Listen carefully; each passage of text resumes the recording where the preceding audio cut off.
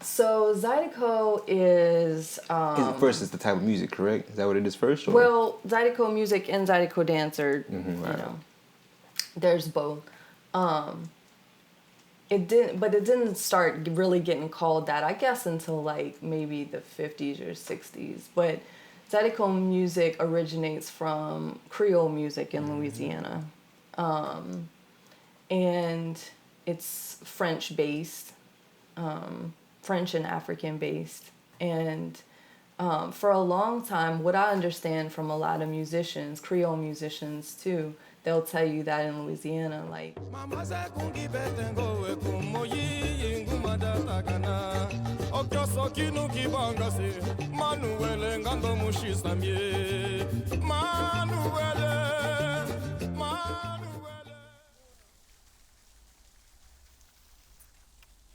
Hey everyone.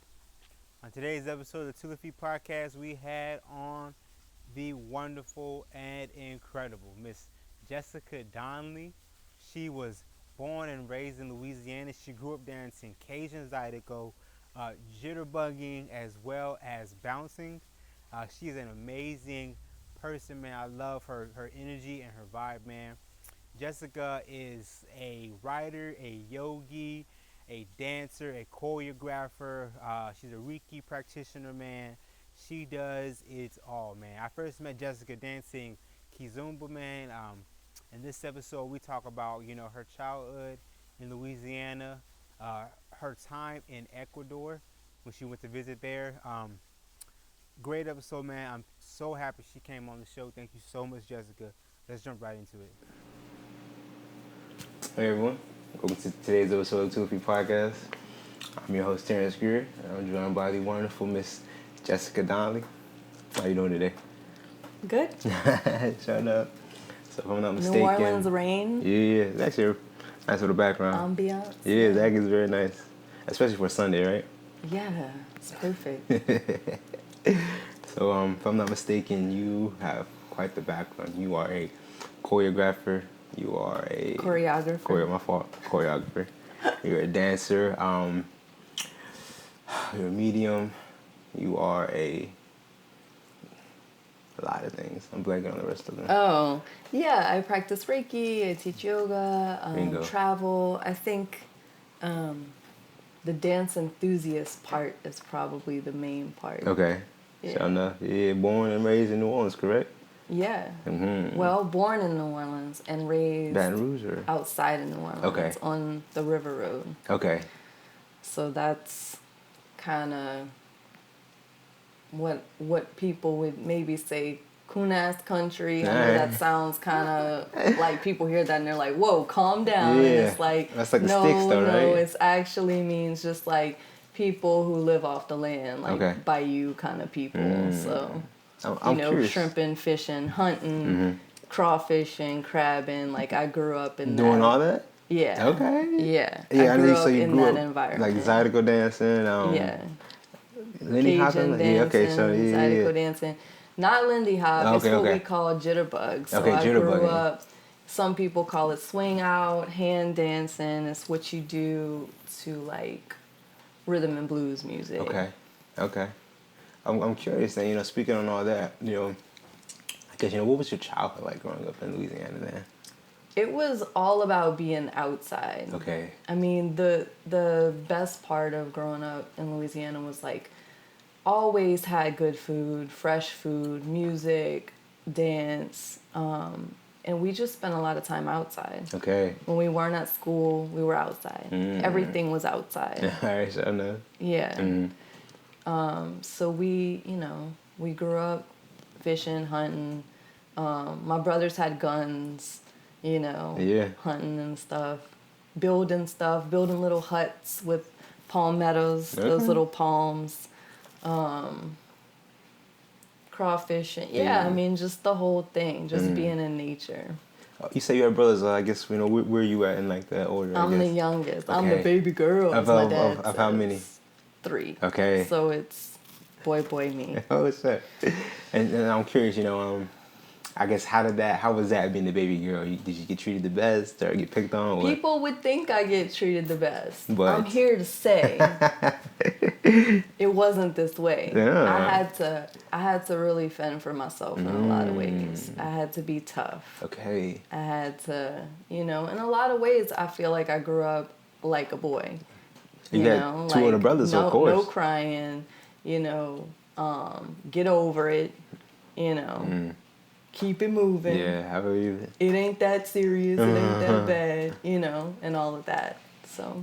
I understand. Yeah. I'm curious, which has its own issues, But this is it's a cultural thing too. I grew up in a very survivor worldview, Why you say that? Well, there wasn't any time to be in dialogue and be in conversation and how do you feel? We don't have no time for that. Okay. We're trying to not die here. So, Okay. So it was very much that hard. My dad's saying was work hard, play hard, Yeah. Everything's hard. Okay. So. What did your parents do?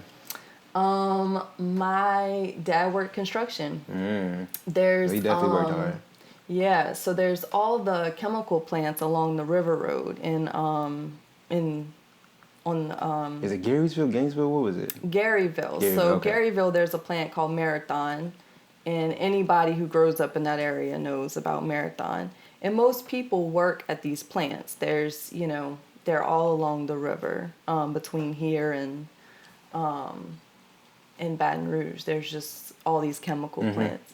And most people who grow up in this area, most of their livelihoods are that. And both of my brothers still work in that industry. Okay. They, graduated high school and boom, plugged in. That was it. And even before they graduated high school, they were working in the plants.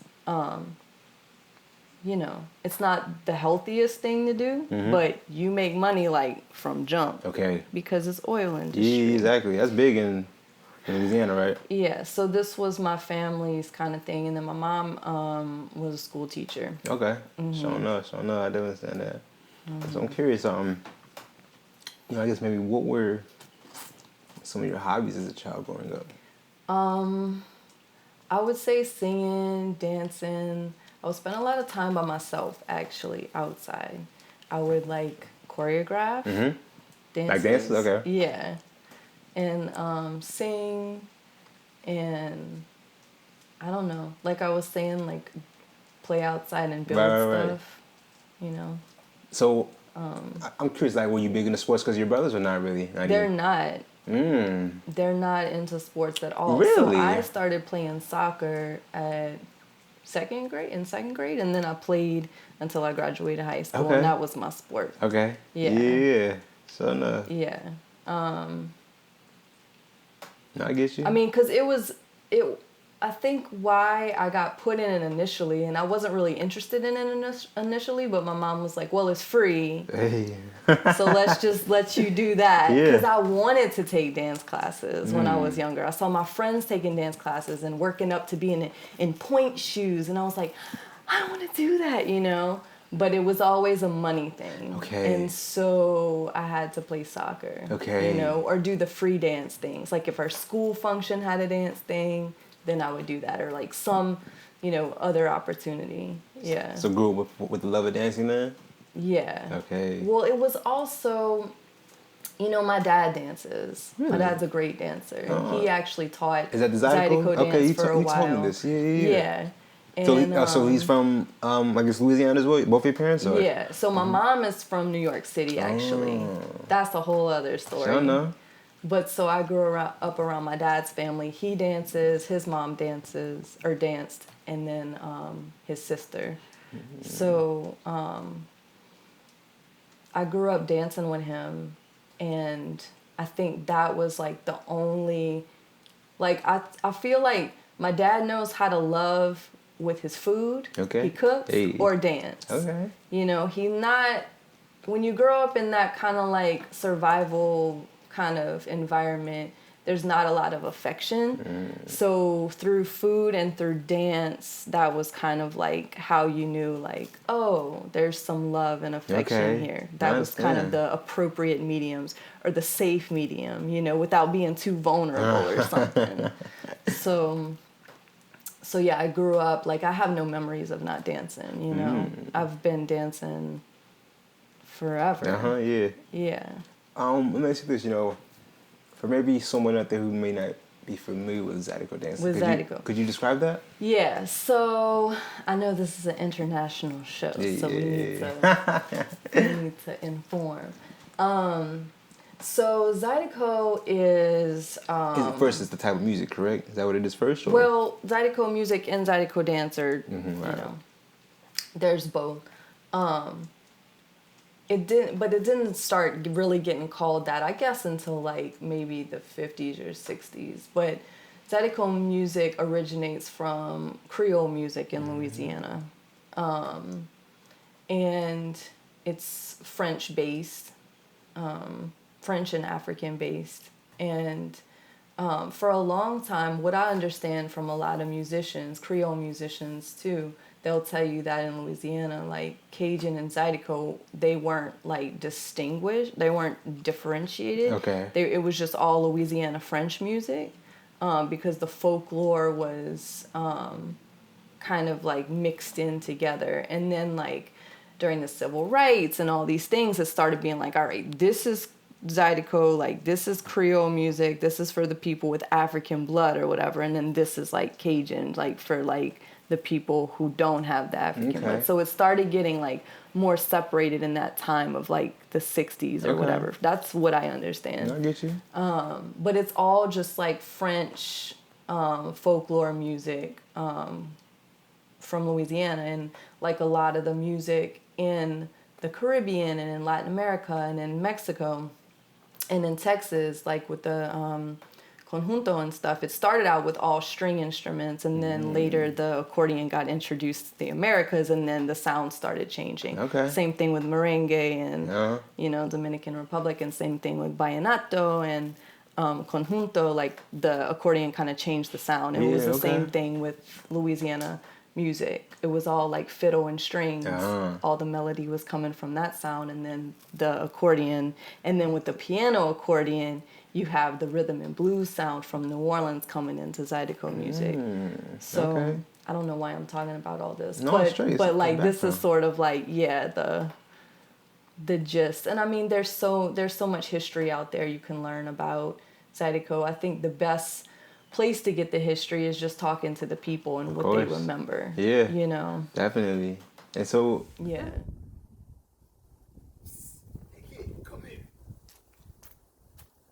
If you could leave like and subscribe for the channel, share with the people, that'd be amazing. And so I guess tell me about I guess what is a dance like? It's a partner dance, correct? It is. So it's a social dance. It's a partner dance. It consists of like the foundation of a waltz or a two-step. It looks like that. Yeah. You know, waltz 1, 2, 3, and then two-step. In the two-step, people say Zydeco kind of looks like a Haitian two-step. I'm not sure. There's a lot of supposedly Haitian influence in there as well. But when I teach Zydeco, I usually say like Zydeco is a two-step that got smushed into one place, because in the Cajun dance halls or in the white dance halls there was more space to do a two-step. It was more like European, so it would like the two-step would go around the floor, travel. And then like with Zydeco, because you're in smaller juke joints, the two-step got smushed into place, and that's where like all of, you know, with limitation comes creativity. So that's where you see all the flavor. And of course, like you're bringing in like African rhythm and stuff, so you have more options too with that rhythmic, you know, layering. So with words, I guess that's the best way to say it. And so I'm curious, is that how your dad got down back in the 50s and 60s? So my dad started off dancing like that juke joint swing out jitterbug thing. When he was very little, him and his sister, they said they used to go to like bars and dance to the jukebox, and then people would like pay them. I don't know if this is true. Pay them to dance? But this is what they say. And then during like so he did mostly like rhythm and blues and all that kind of stuff, Fats Domino music. And then I guess through the disco era, he was like part of Fat City, which was like in the Metairie area. There was all of this like disco, and that was a big deal, and that was hopping. Yes. And a lot of people from here will know exactly what you're talking about when you say Fat City. It was like all just, it was its own special little time and space. Okay. And he said he used to like go to the dance contest and win. Okay. And, you know, he said, I used to be like trying to go to sleep because I had to wake up and go to work the next morning. They would call me, hey, come down here. I need you. Like, I need a good dancer to win this contest. So he would get up, put on his clothes, go to the dance, and then go to work. He was really about it then. Yes. Okay. Work hard, play hard. That's what he said. There you go. And then from there, I think like also his roots were like Cajun dancing too. And then from there, like, I think in the 80s and 90s, there was like an upsurge of Cajun and Zydeco. And so I think he started to get really into it.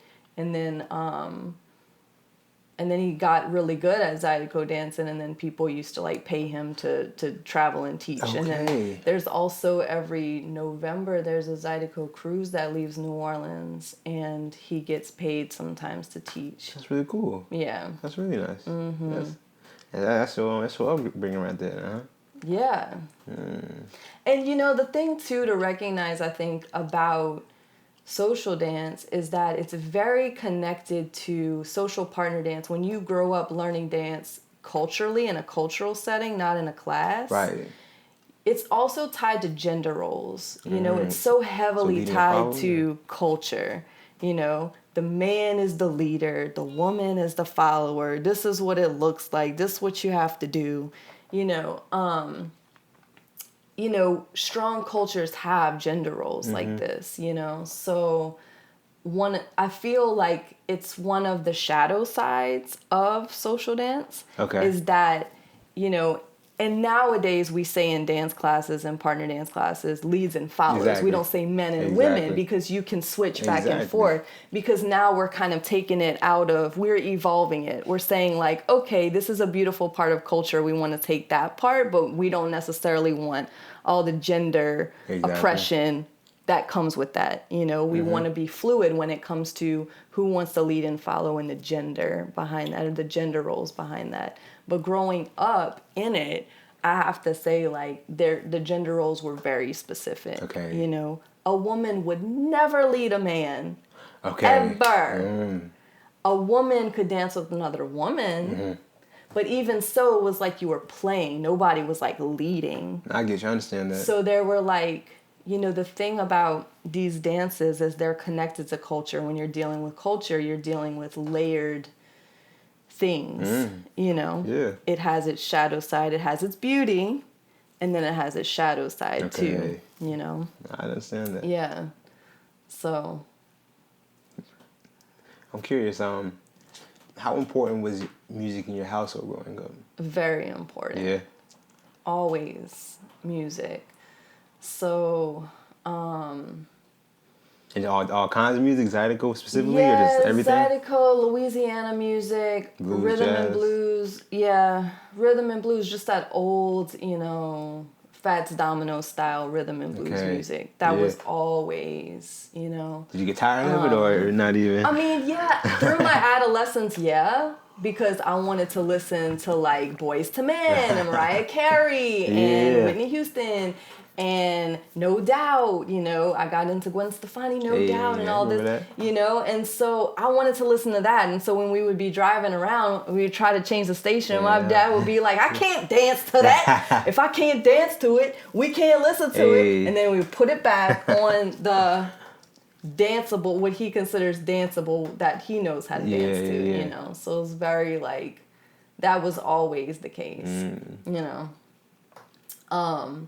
And then what we would do for fun was like festivals, you know, weekends, like, we would just go to festivals. Like actual, they had Zydeco or the jazz festivals? Wherever there was, you know, Louisiana has like festivals all throughout the year. So we would just go like Jazz Fest or? I mean, any of the festivals. Crawfish Festival, Shrimp and Petroleum Festival, Oyster Fest, you know, all the festivals in Louisiana always have music to dance to. Showing up, always. Yeah, and that's what we did. That's just what we did. Yeah. New Orleans has a rotation for throwing parties right at festivals, right? Yeah, well, South Louisiana in general, South Louisiana is important in that it's Catholic, the culture in South Louisiana is Catholic, which means it's very different from the rest of the South. The rest of the South is, don't drink, don't dance, South Louisiana is like drink and dance all the time, Okay, I didn't know that. Okay. So because of the Catholic traditions and holidays, okay, and because of this, South Louisiana is very different from the rest of the country and the rest of the South, Yeah, I definitely understand that. Yeah. We're not Baptist down here, so it's like there's no rules against the body and against dancing and and against, even at church functions there's alcohol, Really? Yes. Okay. They're probably trying to change wine, that I now. guess? What, probably? Oh no, honey, like straight up, like we drinking. Did I know that? Yes. Did I know that? Yes. And I know, like, there were times where, like, they would question, like, should we be doing this, but alcohol is a big part of, like, Catholic celebration. Okay. Yeah. Did not know this. And not even Catholic, but, like, French. French Catholic or just the whole French thing. You eat, you drink, you dance. Like, that's different. That's very different. Yeah. Yeah. I grew up Baptist, I guess, so that's very different. It was separate. You do your party over here. Right. And then you do, family stuff. And, it's not like that, not in South Louisiana. No, I get you. Me growing up, all I know is New Orleans, so I can already know New Orleans is quite different than anything I've experienced. Yeah. So I definitely see that. New Orleans is different from the rest of South Louisiana, too. So there's that. There's that too, but no, I understand. But it still carries the Catholic, the French traditions, and the African, of course, and the African and all the other like cultural. But I say French just because of the politics were under French. Exactly, it was under French rule at one point, so right? Yeah, they call it like the Napoleonic Code or whatever, and there's still a lot of our politics and our system that still runs in that way instead of like the British way that the rest of the country pretty much exactly. is. I understand that. Yeah. So for better or worse, it's still very different. Parishes as opposed to counties. Exactly. Parishes are a way to divide geography. Parish means like is a Catholic thing, basically. I was confused about it as well when I first moved here, but this percentage is just a county, like you said. That's all it is. Yeah. Yeah. Well, that's all it is. But it's parish because of, again, the history and the history of the French and the Spanish and, again, Catholicism. I'm curious, what about the alcohol law? Does that trace back, does that trace back to the Napoleon times? Or? I just think alcohol is not viewed here as it like in the same like British kind of. It's just different. It is. For people who might not know, open container laws on the streets, right? Yeah. As long as it's not a bottle. Yeah. Walmart sells alcohol. I've never seen that before. Yeah. Everywhere sells liquor.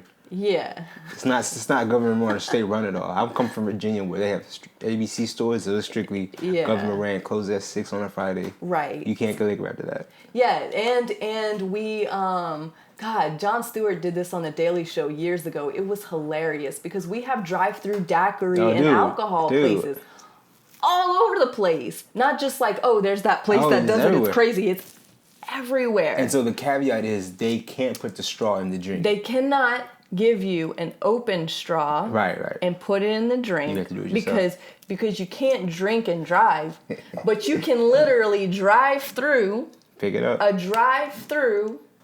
get the alcohol, the paper around the straw separately, Thank God, because I mean we have to save lives here, and then pay, and then drive away with your alcohol, and then people, it's just that's New Orleans. again. I think and it's South Louisiana, because if you okay. drive anywhere down Airline Highway, you'll see all these little drive-through daiquiri places. Of course, I see them all the time. Yeah. Yeah. That's New Orleans for you. Yeah. It's just part of history. It's part of, Again, for better or worse, it's that shadow side that I'm talking about, because with culture, I think when you come into a social dance and you see just the dance itself, you're like, oh my God, it's so beautiful. They're so happy. I love it. People come down here to New Orleans and they see Second Line and they're like, oh my God, these are the happiest people in the world. Like, oh my God, and yes, it's beautiful, it's colorful, it's expressive, it's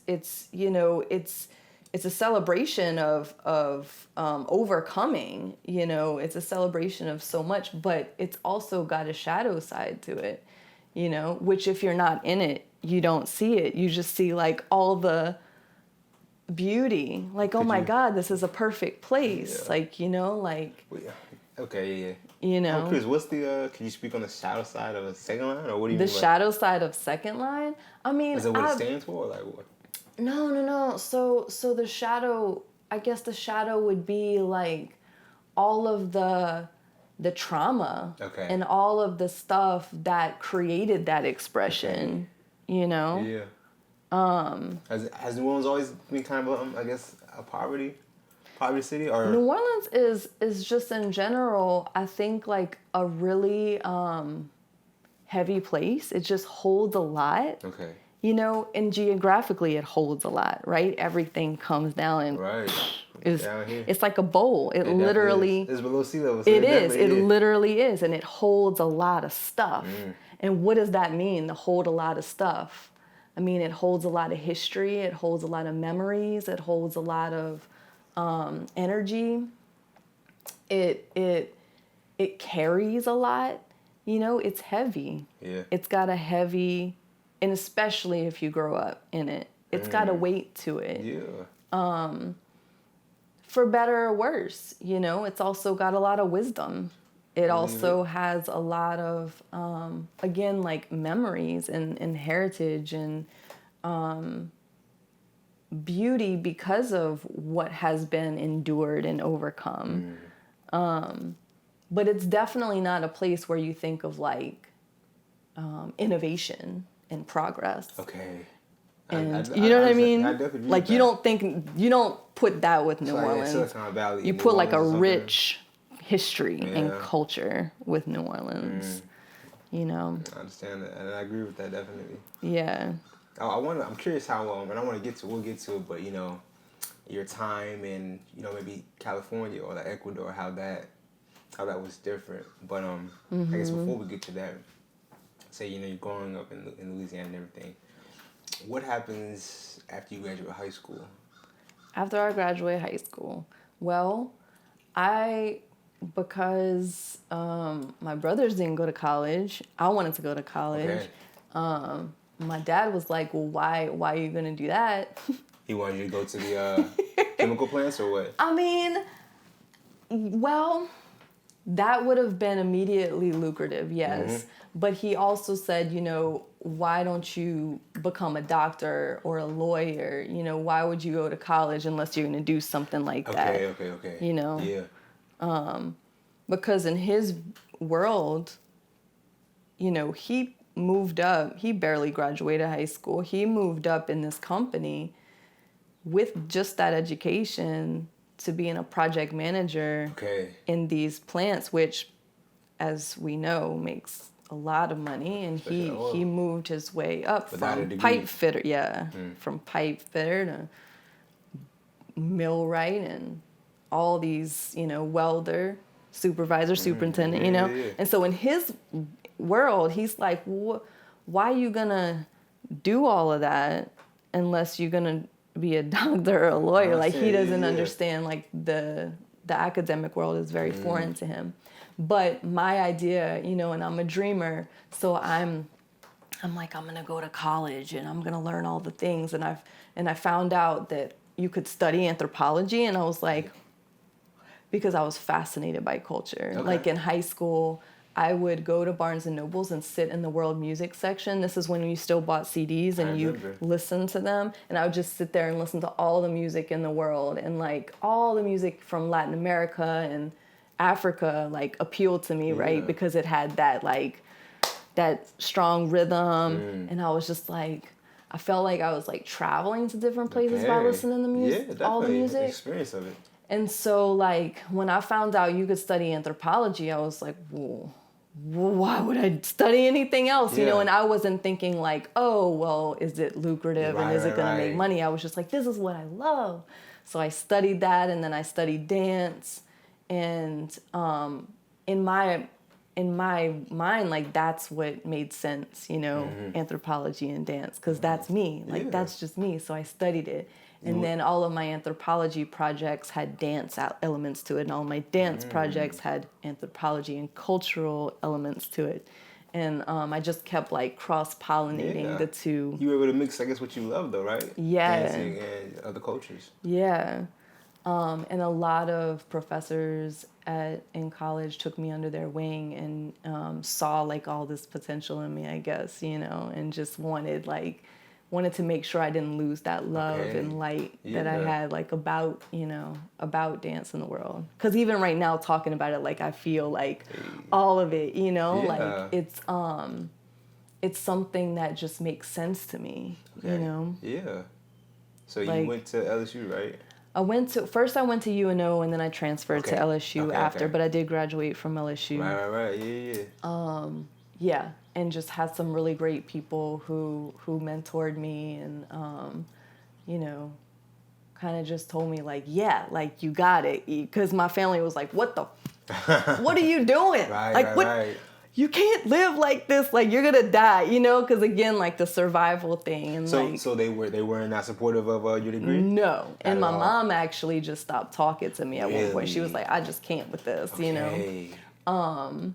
And at that point, you know, she had been living in Florida for a while, so my parents also are not together. So I kind of just gravitated towards like my dad's side of the family, because again, my mom is from New York and she's from a big Sicilian family, so that's a whole other cultural thing. And actually, I think that's what like started that fascination for me at a young age, because both of my parents were so culturally different. And I think it was that they both grew up Catholic that saved it, that made it work until it didn't work. But the cultural stuff was so different. Okay, I understand that. Yeah. But I think that's what kind of sparked it. Like I'm trying to figure out, you know, what is going on here, you know, like I'm like growing up in South Louisiana, but my mama don't look like everybody else's mama, because I don't have that mama, you know. My dad makes sense in this landscape, but my mom is like, you know, don't be a wise guy, you know. And I'm like, just so much cultural information, you know. I understand. And I think a lot of people who, you know, immigrate or whatever, like have that cultural stuff growing up, those like cultural discrepancy or cultural conflicts of worldview in their life, they start to question and understand and see the world differently, you know. Yeah, like these two opposing, I guess, ideas. Or something. Yes, there's two totally different ways to see the world. And I'm being like, and they're my parents, and I'm like, you know. I understand that. Yeah. That kind of what makes you who you are, though, right? That upbringing. Of course. Yeah. And I think it also just sparked this like fascination at a young age. Like, what is this? What are we doing? You know? Yeah. Like, what is any of this? Like, how is it that they're both my parents, but then they're so different? You know? And then as I travel and as I begin to travel, I think the one paradox that just continues to amaze me is like, we are all the same. Okay. But we are all different. Yeah, all right. And how is that? It's a paradox. Yeah. And it's so humbling because you're like, no matter where I go, I'm gonna meet a human. And that human is going to have all the human stuff like I have, because I'm human. Yeah. So they got all the human feelings, you know. But then, like me and you, right? We're like humans. So we're like, oh, I get you because we're human. But then at the same time, like, we see the world so different. So different. Your experience as a black man is so you see the world in such a different way than I could ever see. Exactly. And you as well. Right. So it's like that paradox, like, it just continues to amaze me. And the more I travel, the more I'm just like, wow. Okay. Yeah. But the more I'm like fascinated by it, I'm like, the more like I want more of that paradox, you know? Like the more of the mystery. Yeah, okay. It's like forever questioning, like forever student or what? Of course. Yeah. I'm curious. I want to hear about, I guess, your time at Baton Rouge or any other shoot, you know. What was that like for you as a student full time? Baton Rouge is a very red city. What you mean by that? Republican. Okay. Yeah. But LSU is this little pocket of like curiosity and open-mindedness. Okay. If you get in the right pockets in that pocket, I guess. And that's always been hard for me. I think discrimination, racism, gender roles that say women can't do certain things have always really bothered me from a very young age. Okay. From a very young age. And a lot of growing up in the South, although South Louisiana is different from a lot of other parts of the South, it's still the South. And there's still a lot of like blatant discrimination and social challenges, and either to be inside of it or be on the outside of it looking in, it was always an issue for me. So that was challenging, I think, about living in Baton Rouge, which is why I wouldn't want to go back there. Okay. Yeah. Okay. I wouldn't want to. But the school itself, and I didn't really want to go to LSU, but the school itself just called me because in Louisiana, you have what's called top scholarship, where you get your tuition paid for if your grades in high school were pretty good. And if you stay in a Louisiana state school, then you can get your tuition paid for. Was the LSU a free ride for you? Yeah, That's for awesome. the most part. Okay. For the most part. But not. It doesn't cover everything, but yeah. I mean, that's still a blessing, though. It is. Oh, man. But I had to stay here to do it. So my mind was like, oh, I want to go like to California and go to school, and I want to go here and there and there. And I didn't have the guidance and the resources and the support to really like navigate that and scholarships and all that stuff. So I just kind of like got channeled into that, you know, oh, this is what I can do. Okay. So, yeah. I navigated it the best way I could have, I think, as a 18-year-old who didn't know what I was doing. I think looking back on it, though, just not to have to incur that much debt, though, I think that's something I think you'll be appreciative of. Yeah, I still do have a lot, though, because I ended up going a semester over, and then also took out loans for like living expenses and stuff like that along the way. So there's still like some student loan debt there, but not as much as there would be. Yeah, of course. I'm very curious to hear about so you graduate LSU with master's in anthropology and dancing, correct? Not a master's, a bachelor's. Bachelor's, right? Yeah. Sort of. And I believe do you go to Ecuador after that? Or what happens? So I briefly worked in the inner city schools in Baton Rouge teaching dance. Okay. Briefly, as I was finishing up my Peace Corps application process, which takes several months to a year. It takes a while to get through it. And then I get this envelope in the mail because everything was still on paper. And it's like, Ecuador. And I was like, all right, I'm going to Ecuador. So I don't know much about the Peace Corps. You didn't have an option? Did they tell you where you're going? So my experience was that I went through the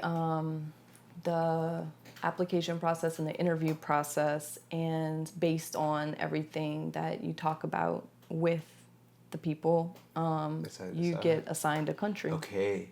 So were you excited for Ecuador or what? I didn't know anything about Ecuador. Okay. I was excited for anything. I just told them, I was like, just don't send me to East Europe. Okay. Because I can't freeze my ass off. Hey, I understand that. And I was like, I'm gonna be good though wherever I go. Of course. You know, I was like, preferably the equator. You know, and then I get Ecuador, and I'm like, all right, I'm right on the equator. So I got this like envelope with all this stuff about Ecuador, and I'm like, I'm going to Ecuador. And then I start like getting books from the library. And this is before like internet was like the main source of getting your information. So I went to the library and got all these books on Ecuador. And I was like, oh, Ecuador, I'm going to love it.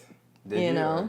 I did. Okay. So the Peace Corps was a really significant part of my life because I just wanted to leave. Like, I think I just wanted to leave so badly. And I wanted to just be, like, dumped into another culture and integrate into it and learn another language and just be there and work there and just live there.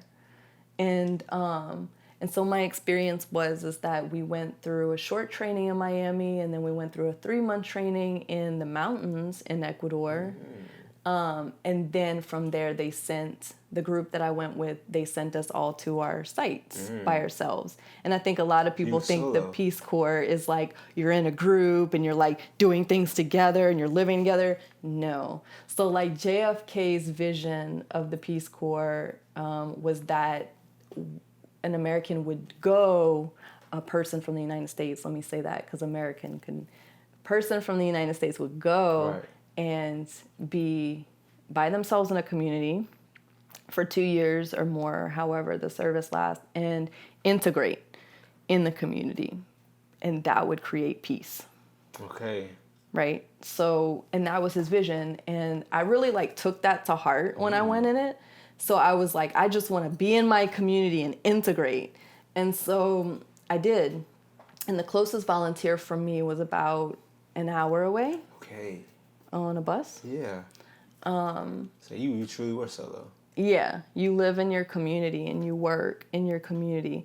And sometimes it overlaps where there's a volunteer like leaving soon in your site and you kind of overlap and they kind of like teach you or show what they know. Yeah, they show you the ropes like, don't do that. Like, see that dude, he's crazy, you know, like go here, you know. Blessed to have that or yes. No? So the volunteer that was in my site that was on her way out, her name was Rachel, and she was great. Okay. She was really like integrated. That's awesome. She was really great.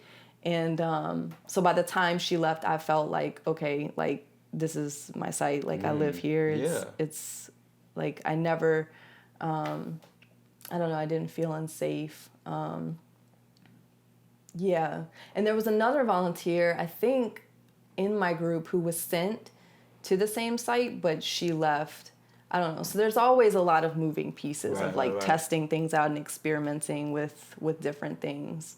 But for the most part, I was the only volunteer in my site. Okay. And, you know, so the volunteers who we trained with, they would kind of like organize little meetups and parties where they would come out of their site and like get together and drink and be like, oh my God, you know, sharing stories and like all that. But I never went to them. I was like, I just want to stay in my community. Y'all have fun. Yeah, okay. Because I was just loving it. So where I got sent, it was a very small Afro-Ecuadorian community. And you don't think of Ecuadorians being of African descent because there's such a small amount of Ecuador that is of Afro descent. But I got sent specifically to this community. And I knew, like, I was like, of course y'all would send me there. Because it's basically like the New Orleans of Ecuador, you know? It's where all the flavor is. What's the name of it? It's called Esmeraldas. Okay. And it's right below the border of Colombia. Oh. And from what I understand from this African-American historian and anthropologist, I'm not sure where he's based, but we were emailing back and forth for some time when I first got there, and he told me that some of the slaves in Colombia that escaped actually settled there in Esmeraldas, and that's basically what you have there is like just some really strong, resilient, like escaped slaves, right? And so that's kind of their history, and they're a very strong, I believe it. capable people. I believe it. And they kind of integrated with the Chachis, which were the indigenous people in Ecuador. So you have really beautiful people in that area, and a really interesting folklore and history, and mixture with Catholicism again, because you have the Spanish and African and then the Chachi, the indigenous. So you see a lot of, like, I'm getting the chills talking about it because you see a lot of parallels with here. Similarities again. Yeah. And so I'm just like, yes. Yeah, excited. Yeah, the food, the music, the life, so much of it. And then they live on a river. Oh. That's big. They're probably big fishers, right? Yeah. Seafood. Yeah, sure. Seafood, rice, plantain. And yeah. Humid as New Orleans? Hot as New Orleans? Or yeah, it's not as humid. And it's not as hot.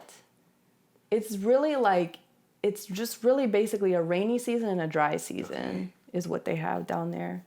Because it's on the equator, it stays pretty much warm, right? Yeah, but not too hot. I remember cool. it being like upper 80s. Okay. It was, for me, it was perfect. I was in heaven. Yeah, that's awesome. That sounds amazing. Yeah.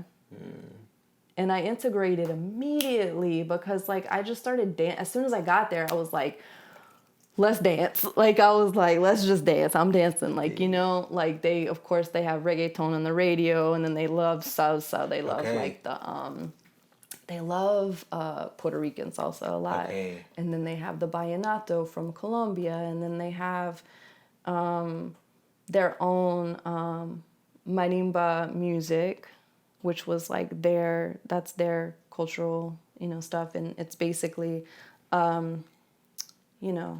like a balafone, xylophone thing that they make with their wood down there called chonta wood, and it has a special sound to it. And then they have different drums for different occasions. Some of it is sacred, some of it is secular, depending on the time and place. But I got really integrated with that, and just learning the drums and dancing with them. That sounds quite an experience down there. Yeah.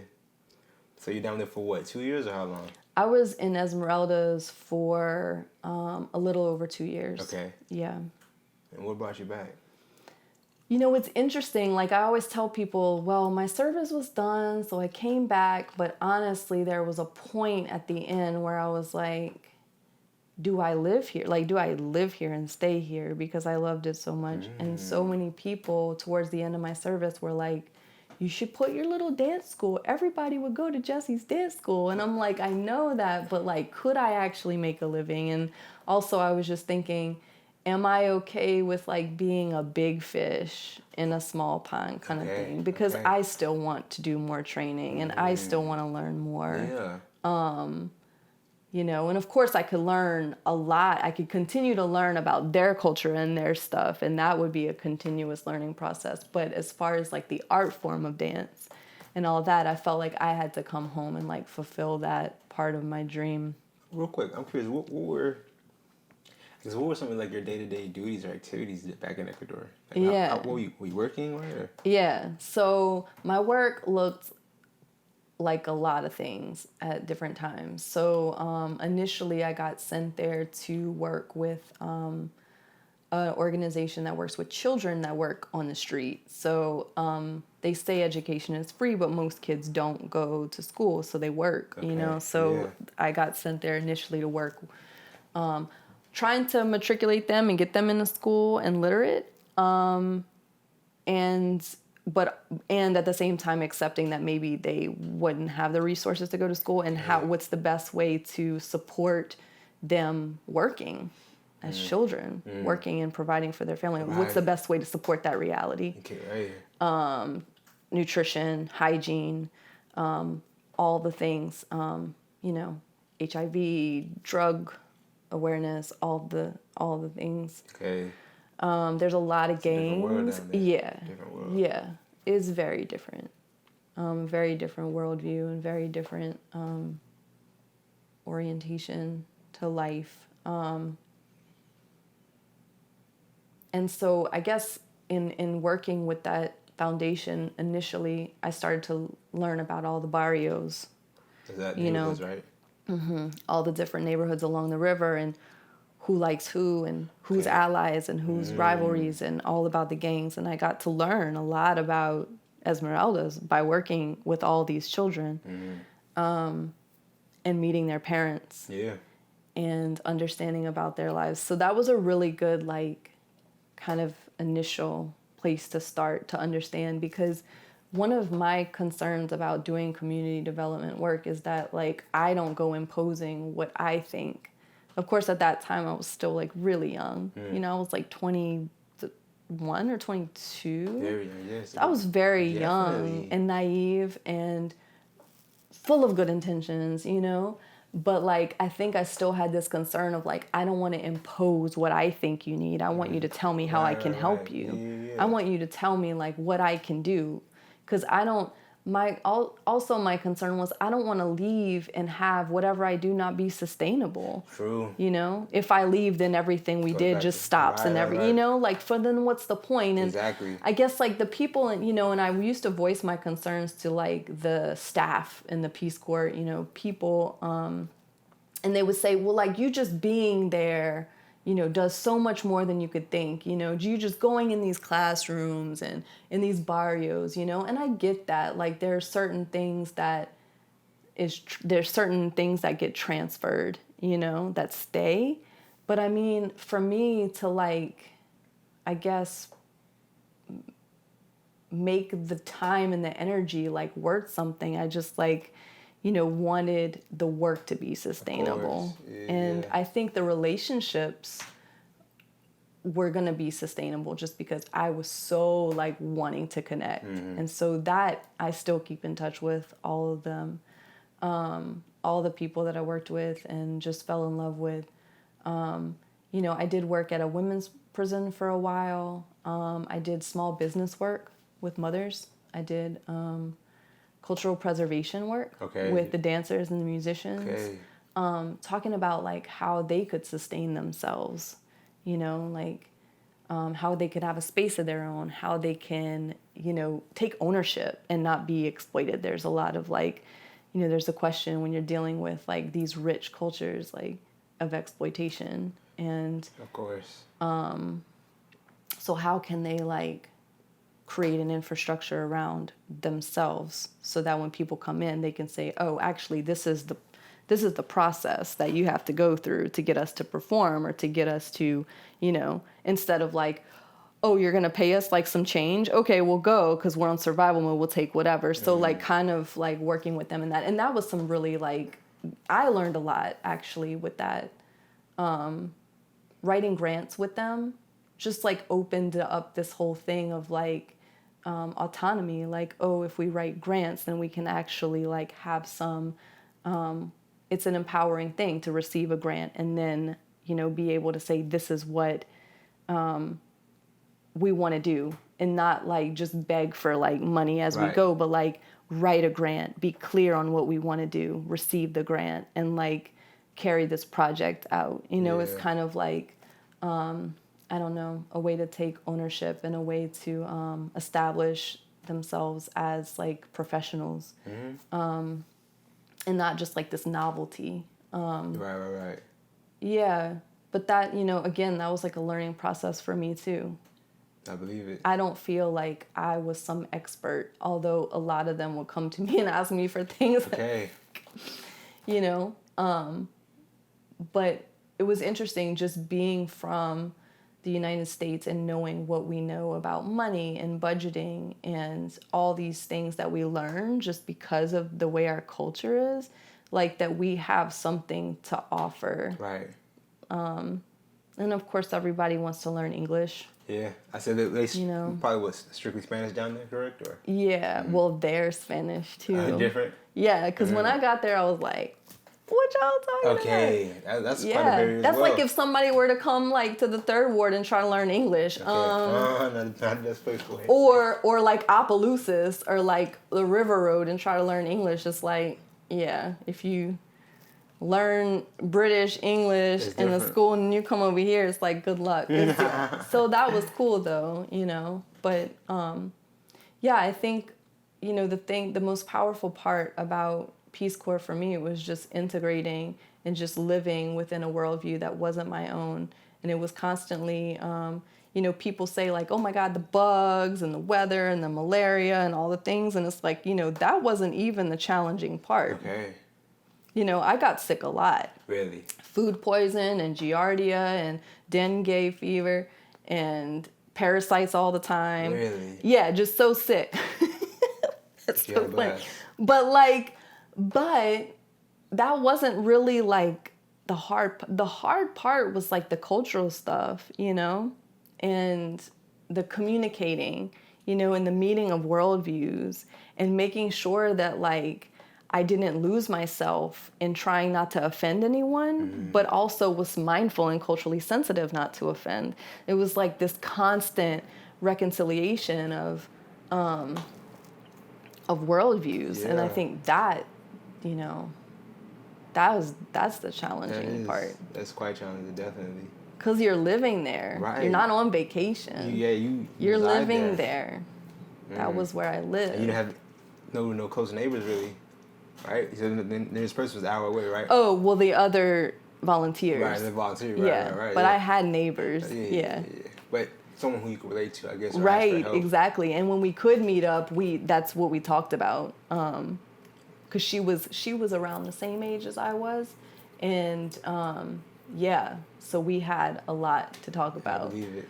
Yeah. I'm curious to know. So you said you come back, you have big aspirations. Is it from there that you go to California or San Diego, or what happens? No. So okay, I come back. I go to Toronto. I start working with apprenticing with a dance company up there that was run. I don't think it's still going. It was called Kompa, and it was actually a dear friend of mine, Ruben, was in grad school up there. So I kind of focused on that because I wanted to be around a friend. So you go from the equator to the north? Yes! What? Toronto was so cold. So I went up there. I briefly worked for a few months with this dance company and then came back and then went to D.C. to work as an intern with Dance Place. Okay. Which is like a dance hub, dance organization in D.C. That a woman named Carla Perlo founded with somebody else, and I'm blanking on her name. Sorry. But so I interned with that organization for several months, almost a year, and learned a lot about what it takes to run a dance organization that has a studio component, that has an in-reach and outreach component, meaning that you're bringing children in and you're going out and teaching in different entities. It had a dance performance venue component, so it was also a place that put on productions, like annual dance productions. Okay. So it was a studio. It had all of these components to it. It had ensembles. It had companies, dance companies within it, meaning groups that professionally perform. And a lot of the staff were dancers and choreographers, and they just sustained themselves. But so this was a nonprofit dance organization that ran off of grants. And as an intern there, I just kind of soaked it up, and I was like, I'm going to New Orleans and I'm going to start an organization that looks like this. Because it wasn't my dream to have a studio. It was my dream to have an organization that did work on different levels. That honored dance as an art form, as a cultural expression, as a healing medium for healing, as a community development, a medium for community development. So like all these components. So I came back here after being in DC and just kind of grinded a lot, trying to understand New Orleans again because I hadn't lived here since a 3 or 4 year gap since my undergrad when I first started my school. So before Katrina. So this is like me coming back into New Orleans after Katrina and trying to understand the city and how it's changed so much since then. It's changed a lot, right? A lot. I'm very eager to hear. How did Katrina affect your family? So my family, I had some family in Lakeview, some family in Mid-City. The family in Lakeview, most of them moved away and didn't come back. The family in Mid-City, they were able to rebuild their house and stay there. Okay. Yeah, and definitely coming back into the city after the storm was very weird. Come on. That's a whole other story though, and I don't even know if we have time. But so when I came back from DC, I came, back into the city and tried to understand the landscape and connect with all these entities, dance entities and spaces. And, I just started dreaming. How can we have something like Dance Place in DC where it's a performance venue, where there's tech, sound, where we can do artist residencies, where we can have in-reach, outreach, youth programming, studio for adults, all the things. Like this all-encompassing dance organization, like Dance Place, but what does that look like here in New Orleans? And I just started dreaming. Then I started teaching dance in the charter schools around the city. And I would go to a few charter schools through the week and teach dance through Young Audiences and Community Works, which places teaching artists in the schools, which is something that I did in Baton Rouge and then something I did in DC. So I just continued to do that here for livelihood. And then I met Laura Stein. And when I met her, she was like, tell me about your vision. I told her, I was like, okay, DancingGrounds. I basically just had this baby, right, in me. And I was like, okay, their name is DancingGrounds.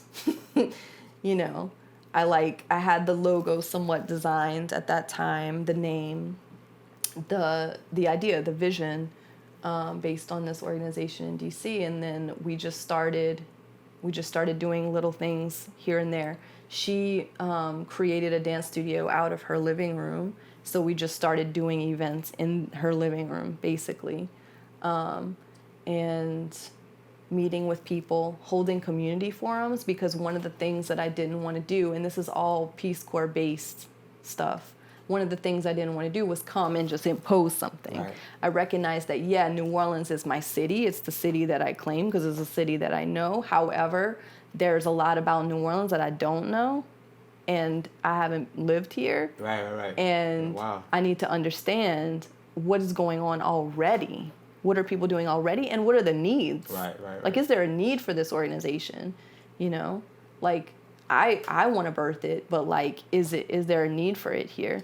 And so we started holding, one of the things that was really important to me was to hold community dance forums, was just to invite all of the dance entities, the dancers, the choreographers who have been here into this, conversation of what would a dance hub and a dance organization look like in New Orleans, and how could it serve, and what do we need? What's the thing that we need? And one of the big part of the vision was to be inclusive, because New Orleans is known for being exclusive and territorial.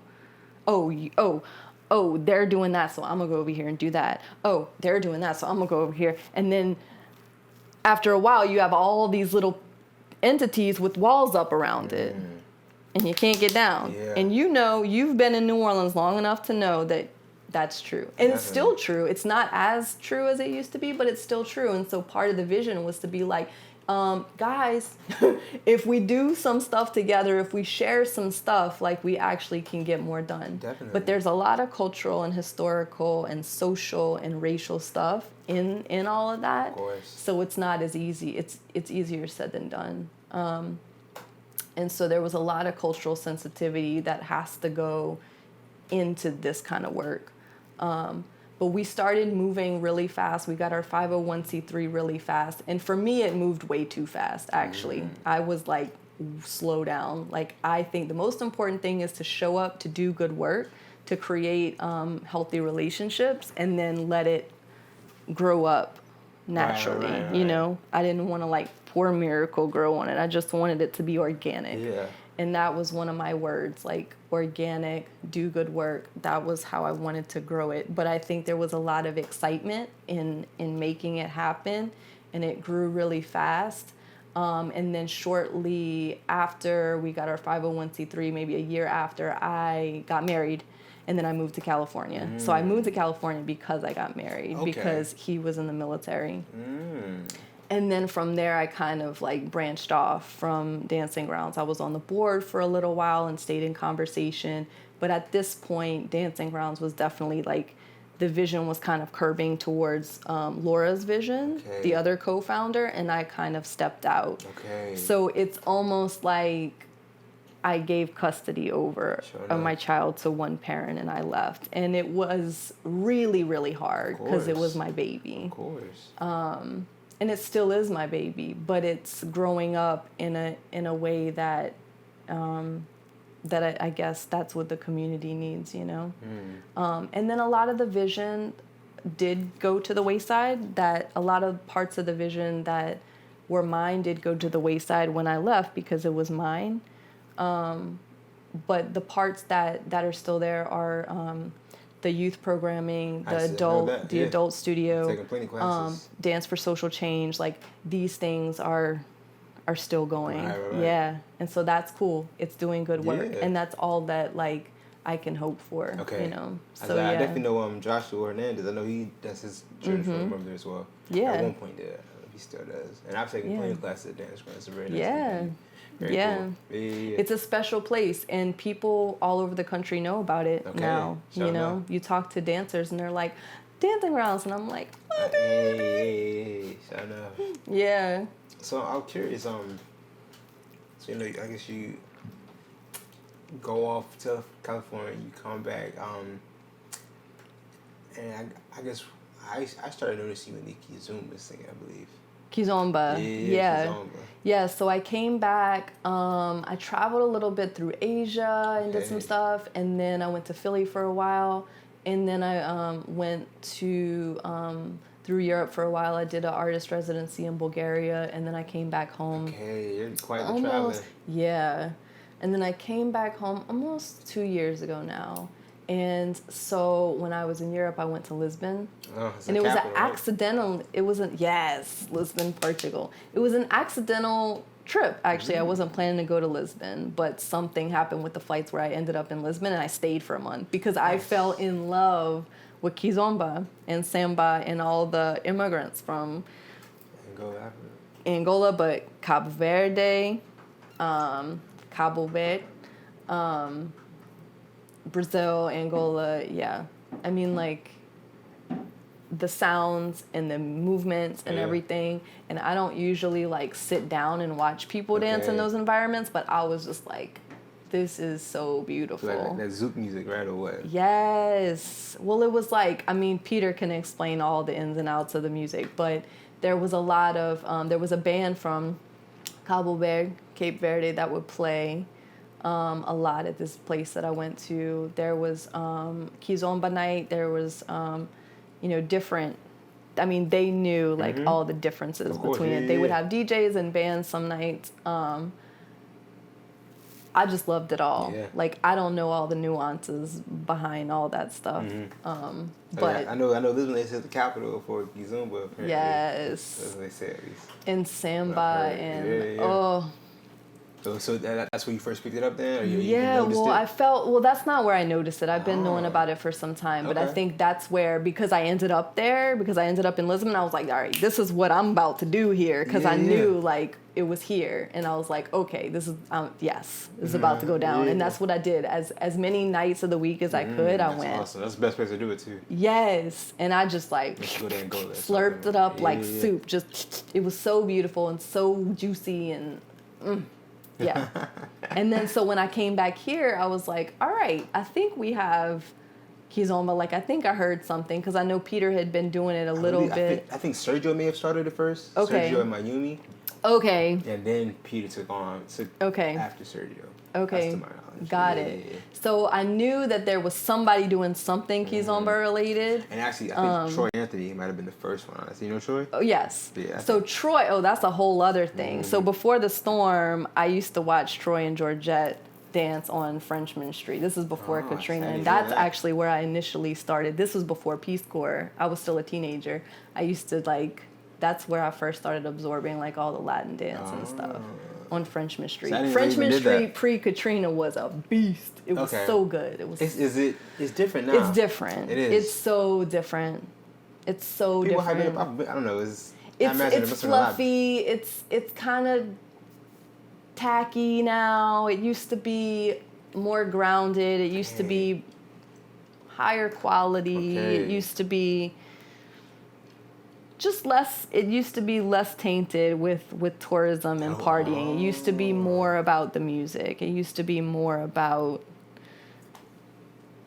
I'm curious. How was Canal Street changed, if at all? Has that changed? Canal Street has changed a lot. Yeah, it's definitely has like those kind of touristy businesses and shops more than it did before. And even before but that started happening before I was born.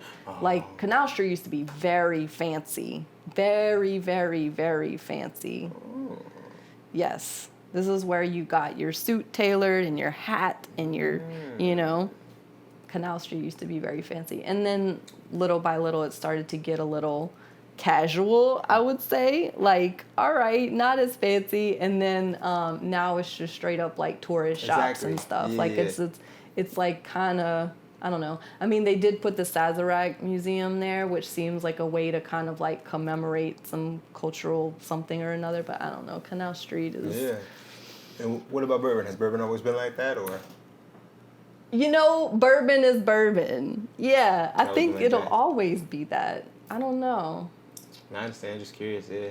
It's still like I actually walked down Bourbon Street about a week ago or so, and I was like, "This is the same. This is the same." I remember as a little kid looking at all the stuff, being like, "Oh God," like it's the same. It's the same. That's Bourbon Street, showing up. That's what I know. To me, I don't know. Somebody else might have a different take on it, but it seems the same to me.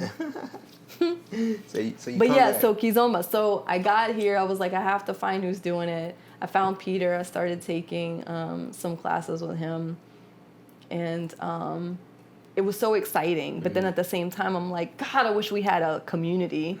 It's still small. It's so small. It's so small. And with Kizomba, you want to like have that synergy, you want to have more people. You don't want to have that cold feeling because Kizomba's warm. Like when I would go to these clubs in Lisbon, it was so warm and like so many people. Like in the height of the night, which is about like midnight or 1 a.m., like the place is packed. I can only imagine. And it's everybody's sweating and it's so good, and then so I guess like that's the bittersweet part is that we do have it here, but it's just very small. Right? No, and when you go to Lisbon, you're like you can't help but compare to that experience, Yeah.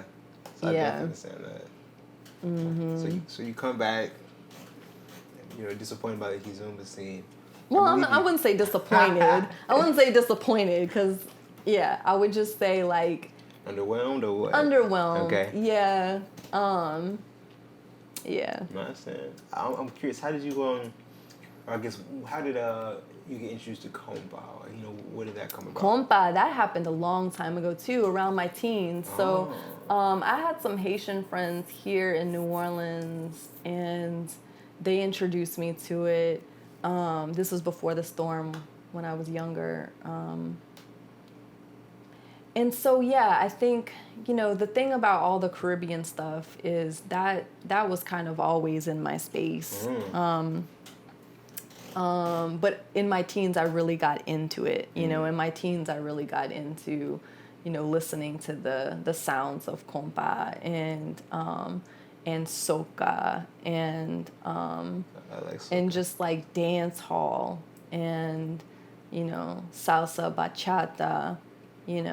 I never really enjoyed merengue, and I don't Okay. know what that is, but even when I got into it and started like learning about Latin rhythms, merengue was always that one where I'm like, I'm bored. And Okay. I know somebody is probably gonna watch this and be like, shame on you, Shame you know? on you. Because I know that merengue has its own like sweetness and richness, Of but it course. just, maybe I haven't, yeah. But you But like samba like, too. like Samba like. was something that I was like really into. Brazilian That's music. Brazilian, right. I was doing capoeira as an undergrad, so Okay. I got into that. You know, anything. I mean, all of it.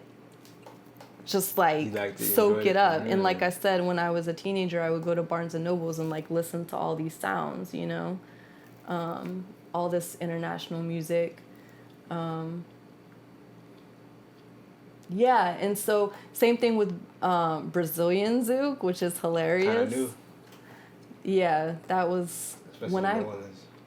I would say new to New Orleans. Though. Yeah, for sure. But my first experience with Brazilian zouk was in 2006. Oh wow. I was in Buenos Aires. I was in Buenos Aires and I went to this Brazilian club because I wanted to do like samba ashe and samba and all those things. Well, one night I walk into it because Buenos Aires is a hard place to dance because at that time it was all like oonch, oonch, Okay. oonch, oonch. And I was like, cannot. Yeah. Like that is not juicy enough for me, you know? So I went to this Brazilian club hoping to find some juiciness. And one night I walk in and there's like hair going everywhere and I'm like, what are they doing? Like, what is this? And then this Australian guy took me and he was like, come on. And I'm like, I don't know what this is. And I started like salsa dancing to it. He's like, this is not salsa. I'm like, I don't really know how to not do salsa at this point. You know, at that point I was so young and I was like 20 or 21. I don't know. I was very young and just couldn't really understand Brazilian zouk, but like little by little, like he was like, it's basically like a child of lambada, you know, and all this stuff. So we did like lambada and he taught me in that way. And still to this day, like when I see Brazilian zouk, I'm like, I don't know about this. Like I have some resistance, but less and less. Like I find there's a sweetness to it in that like anybody can lead and follow. It's very like intimate and experiential and experimentative and it kind of feels like contact improvisation, like modern dance. Like it feels like all these things that I trained in when I was training. It feels closer to the art form of dance. It's like a combination of like the art form of dance and social dance. So if I could just get like, this isn't how I like to social dance out of my head and just step into it as a combination of like experimentation in the art form of dance and social dance, then like I have a great time doing it. Yeah, it's got quite a connection as well. Not as, I feel like not as like gooey or good as Kizomba, but it's got a good connection as well. Yeah, especially it when you can. have really good dance with that one person. So, Yes. Yeah, And when Tina did the Weekender here in New Orleans, and all the dancers from other places came here, it was really cool because you went to it? Yeah. Oh, awesome. How was that? It was beautiful That's because I got to just throw myself into and integrate. Yeah. There's that word again. Integrate into like just this culture that they've created here in the United States with around Brazilian zouk. Yeah. And so just dancing with all these people, great leads. Oh, I believe it. I know it. Really great leads. I know it. I was like, all right, because there has to be a trust there. Of course.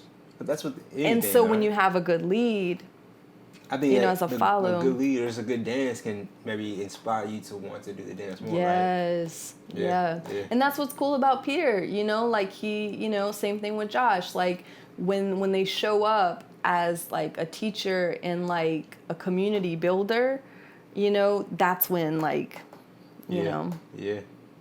that's when follows start to trust and show up. The issue with that though is that like now we're saturated with a bunch of follows and no leads. That's the thing.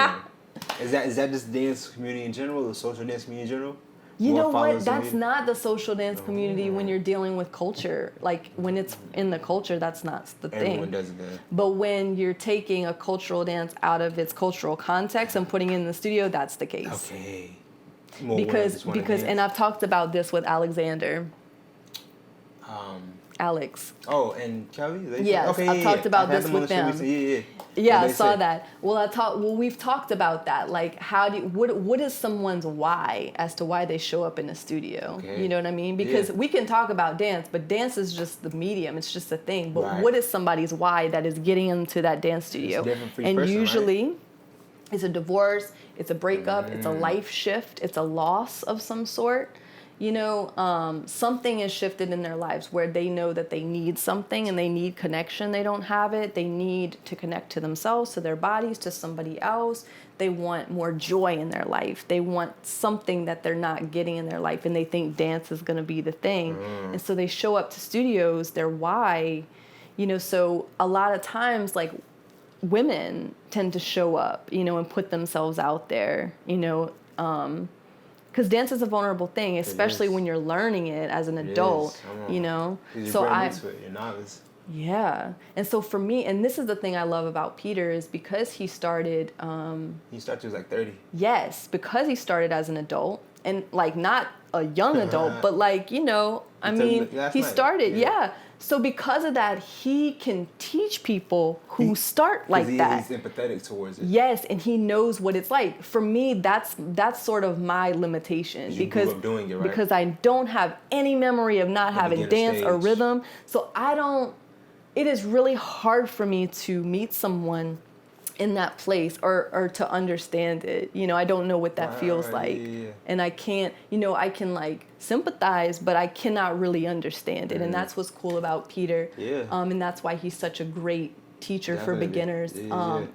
And I don't know what I was going with that. Oh, but so many people like show up to studios, you know, with these life, you know, it's usually like, they don't show up when their life is going great. A lot of times people show up to dance when they're needing something, when they're needing to fulfill some like thing inside of themselves. And a lot of times that's women. You know. So that's what it is. That's what you think it is. I mean, I think men do show up. I think, you know, people in general have different whys as to why they show up, you know. But I think more women show up to learn dance than men. And so I think when you're dealing with social dance outside of its cultural context and in a studio, you have more women, because women are going to be the ones that show up and put themselves out there and get vulnerable. Also, I think women show up a lot of times because they used to dance and they want to get back into it because they remember how good it felt, you know? And in this culture in the United States, men don't do that. So I think there's also a thing where women are like, I want to get back into dance, you know, in their 30s and their 40s, you know. I hear that all the time. In DancingGrounds, we heard that all the time. Woman after woman after woman after woman showed up. I used to dance. I wanted it. Come on. This welcome home. We got you. You know, I used to dance. I wanted, yep, we know. I'm curious what that is for men. Yeah, I'm curious why, like, it's not such a big deal for men. I mean, why they're not so inclined to get into it. I think it's just different whys. Again, I mean, the why is different. Why did you? I couldn't dance, so I guess kind of similar to Peter. But why did you want to? Why did I want to dance? Because you can say, I couldn't deer hunt, but you're like, I'm good. I don't need to do that. But like, why? You know, to meet people. I think so. To connect with women in a different way. I'm just asking. Right. I'm trying to think back to it. I've been doing it for the past 7-8 years. Like, why did I do it when I was like 20, 21? I think I'll be honest. It might have been to meet women. Yeah. I think to be honest and with you. And I think that's a lot of times the main why for guys, you know. I'm so thankful I kind of fell in love with it to where I kind of moved past that. Yeah. I truly do just enjoy taking dance classes though. I truly do enjoy it. I love taking dance classes. Well, you wouldn't have lasted this long had you not. If it was just for that, then you wouldn't have. I got it a long time ago. Yeah. I love Kizomba. It's my favorite one. So yeah, as my why has changed along the way. Yeah. Yeah. I'm curious what has kept you. What's your why? My why is that I feel the closest to God when I'm dancing. Okay, that's quite the answer. I feel more myself when I'm dancing. I feel closest to God when I'm dancing. I feel like all is well when I'm dancing. It's a spiritual thing. It's a soulful thing. You know, and in my family, going back to it and bringing around full circle, I guess, you know, because of the lack of affection, whether it was verbal or physical, the lack of affection was found in food. I'm gonna cook you something, or dance. Then that sort of got to be part of how I, bless you, that sort of got to be part of how I, why dance is so important. Like it's a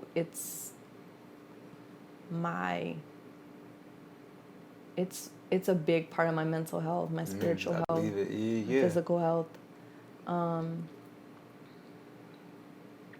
Yeah. And like, I feel like even talking about dance is like, on one hand, like, it's like it's like trying to put God into words, talking about dance. Yeah. That's strong, yo. Yeah. And if anybody has ever seen me dance, there's that moment where I start to channel. Okay. It's like, oh, we're thinking about, no, we're not thinking about it anymore. Yes. And then that's God, you know? I think that's something I can relate to as well. You know, you start dancing and everything else kind of fades in the background, right? Yeah. Hopefully. You know, sometimes things change. But yeah, I understand that. Yeah. You engage yourself in the activity at hand. Yeah. It's a kind of way to forget everything else. Yes. Like, totally present. Right. Totally here. Definitely. It's like, that's why we meditate. We meditate to get out of the past and future, to come into the present and be with what is in the present. And I think music and dance, you know, when you think about like all of these cultures that have strong social dance component, these are cultures that do live hard. I believe it. You know? I mean, Zydeco doesn't come from like, it comes from working hard. It comes from, you know, oppression. It comes from working hard. It comes from, you know, needing to like blow off steam and let out. This is the release, right? Yes, it's a release. It's a reconnecting. It's a like coming back home to the body, to the earth. Because these dances are so organic. You know, they're so like, the rhythm is so organic. You know, it comes from the earth. It comes from hands, from feet, from earth. It's like coming back home. You know, forget all of this bullshit. Just come back home. I understand that. Jessica, I want to thank you for taking time out here to talk to me, man. Yeah. I really enjoyed this. Me too. Yeah. So glad we did this. Yeah, of course. Yeah. And you're really good at interviewing, by the way. I appreciate it. Yeah, so keep doing it. Hey. Real quick, tell me, you know, what are some of the upcoming things you have going on? I am actually doing something rare right now. Okay. I am dancing in another choreographer's piece right now, which is something that is rare. But I love her and I trust her. And it is a piece that's going to be performed August 29th at the Maroney Opera House.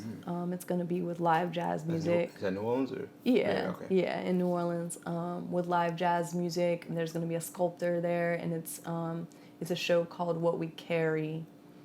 And it's based on personal trauma that we carry, and it's also about Katrina. Okay. And it's going to be performed on August 29th because that was the date of the storm. Okay. All right. So that's the most recent thing that I have. Okay. Yeah, coming up. Looking forward to it. And then hopefully I'll be able to say soon that I'll be teaching again consistently and starting my own stuff. Look forward to that. Yes.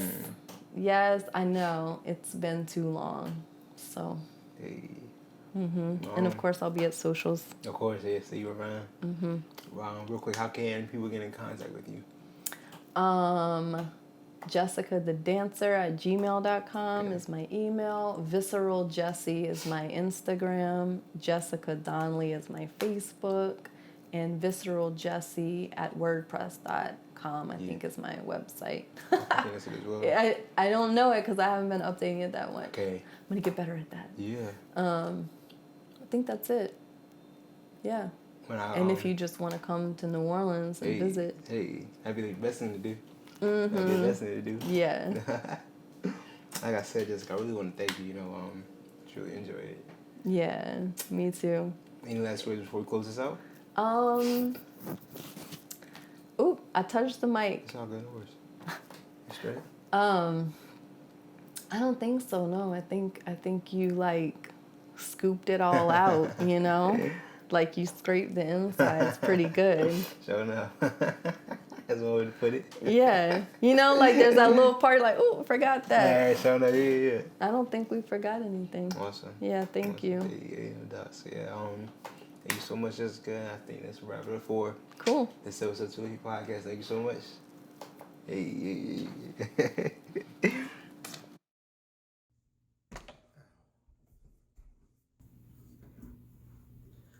All right, so hey everyone. If you made it this far to the end of the video, I want to thank you so much for just, watching this. I really hope that you found value in this.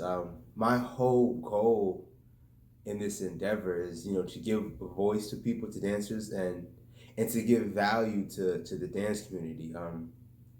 So if I'm not giving value, it's kind of pointless. So I strongly urge you to please comment and let me know where I can improve, what I need to do better, what I'm doing wrong, and hopefully what I'm doing right, but my overall goal is I want to give content. I want to be helpful. So please let me know where I can improve upon. I'm new to all this, so I'm learning as I go.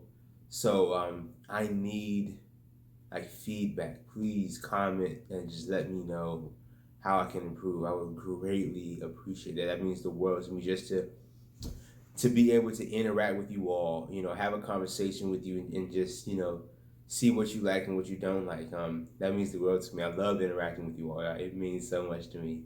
But yeah, thank you so much for making it this far into the video. I gotta say, please leave a like, subscribe. If you don't like it, then let me know why not. Hit the down like button, hit the unlike button. But thank you so much. I really do appreciate it.